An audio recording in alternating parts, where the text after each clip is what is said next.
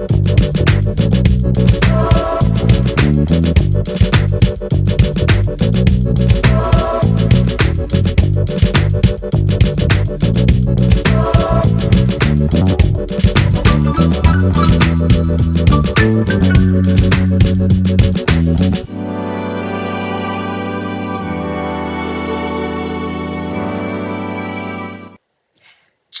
all, Stacy the Blackfeather Intuitive. Welcome to Pop Culture Readings. Around here, we're all about curiosity, clarity, and courage, understanding ourselves, each other, and the beautifully messy mystery of being human. Come with your questions, leave with understanding, and maybe a little lighter than before. Today, we are talking about Stevie Nicks and Lindsey Buckingham. We're kind of taking a trip down memory lane. Stevie Nicks and Lindsey Buckingham may have ended their romance decades ago, but apparently nobody told the connection. So what exactly keeps pulling these two back into each other's orbit? If you like this type of content and our Team Meets Intuitive Insight style today, like, subscribe, and comment with suggestions for topics that you are exploring too. Would love to tune in for you in this way. All right, here's the heart of the story. Stevie and Lindsey may have one of pop culture's longest running, we love each other, we hate each other, we love each other, we hate each other stories. Their romance ended while Fleetwood Mac was creating rumors, but their creative and personal relationship has continued with plenty of conflict along the way. Things became especially fractured after Lindsey's 2018 departure from Fleetwood Mac. Now, however, he says the upcoming Apple TV Fleetwood Mac documentary helped create a healing process, that old issues have been worked through, and here's the eyebrow raiser, he and Stevie are now talking all the time. They'd already begun publicly reconnecting around the reissue of Buckingham Nicks, and Lindsey is even teasing that more could be coming. All right, so after 50 years of love, resentment, music, and unfinished business, why was now finally the time to make peace? Let's get into the tea, guys. Oh my goodness. Okay, so what fundamentally changed between Stevie and Lindsey that finally allowed these two to put down the emotional weapons and actually hear each other again? You know, I'm getting that despite all of the hurt and all of the back and forth and never really being able to see eye to eye, there's never not been love between the two of them. And I will say to you that I feel like sometimes, there's a thin line between love and hate. And when you're hurt so much, I feel like with them, they were hurt at such a young age and there were drugs involved and, like three ways and, all the things that they kind of got stuck in those feelings and emotions at that emotional level. And this happens to a lot of us when we go through a particular trauma and we don't heal it, we don't work through it. A part of us kind of stays back in that past. So if this happened to them when they were 23, 24, 25, 26, and they're now, in their 60s, the way that they interact with each other and handle each other, it can easily go back to that 23 to 26 age range where you devolve. You digress because the heart of the matter was never really addressed. It was never really healed.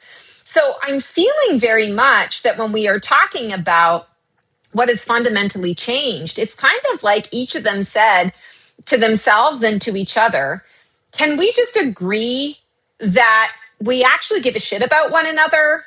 And if we go based on that, we don't have to keep trying to attack each other and assume and imply that we're out to hurt each other. And based on that new normal, how can we have a conversation and move forward? How can we be civil with one another? How can we open ourselves up to this new era? Let's put down the gauntlet. Let's be decent human beings. And let's see what the cards have to say. Interesting. 8 of Pentacles. Yeah. So when we talk about what fundamentally changed, they've done their work. They've been doing their soul work. They've been trying to perfect their self-awareness journey. Lindsey, especially, I'm feeling has had some recent aha moments. I feel like there may have even been a loss in his life that I want to say sort of created that life is short energy. And not that they haven't, had that experience in their lives before, but whatever this particular loss was, it kind of universal frying pan to the head with Lindsey, that he was like, I can't keep hanging on to these resentments. I can't keep hanging on to, the fear of being hurt all the time. It's time to let go. It's time to grow up a bit. It's time to evolve. And with Stevie, I feel like she's done her own level of evolvement as well. And with her, she's always about perfecting her craft. She's always about making sure that she dots her I's and crosses her T's. There's a lot of perfectionism in there. And I feel that Stevie has released some of that. I often say, do you want to be right or do you want to be happy? Stevie has gotten to a point where she realizes, I think I'd rather be happy than right at this point. Let's just release it all, come together again, and learn each other as the people that we are now, not as the people that we were. So there has been a lot of putting down those emotional weapons. And man, oh man, it feels good. I want to say this is, a fine example for all of us to learn from. So the truth beneath it, what has this relationship ultimately been here to teach both of them? And why has neither ever seemed completely able to leave the other behind? So when we talk about this from that truth perspective, I feel like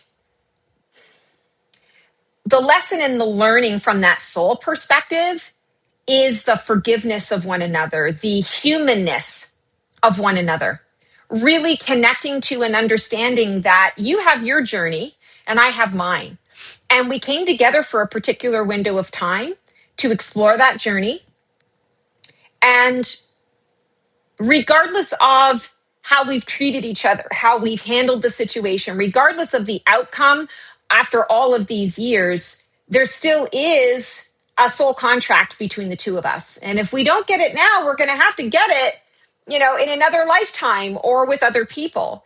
And so let's just both do the hard work right now. We're doing the hard thing and we're choosing to see each other for exactly what we're seeing, not for the people we needed each other to be, at a time when we weren't even fully formed as humans, when we were, when there were other influences at play. There was a lot of messiness with all of them.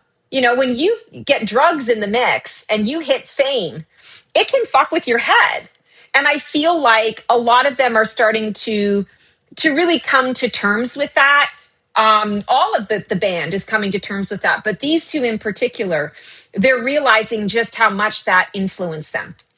So, yeah, Five of Swords, hanging on to the conflict is not good for anyone. It's not good for your soul. It's not good for my soul. It's not good for the soul contract that we both agreed to live in and we signed on for with each other. Let's not carry this in to the next chapter of our lives or to the next lifetime. If you happen to believe in reincarnation and how the soul, evolves and is infinite, that's what this is about. This Five of Swords is, do you want to be right or do you want to be happy? And what is the cost to being right? Yeah, you've got all the swords, but you're alone. You're walking away a winner, but what have you really won? Was it really worth it? And I feel like this is the lesson. This is the soul journey that the two of them are on. This is the truth behind all of it. And now that they're talking all the time, I feel like it's a relief for both of them. Neither of them has to carry that anymore. All right, it's mirror work time.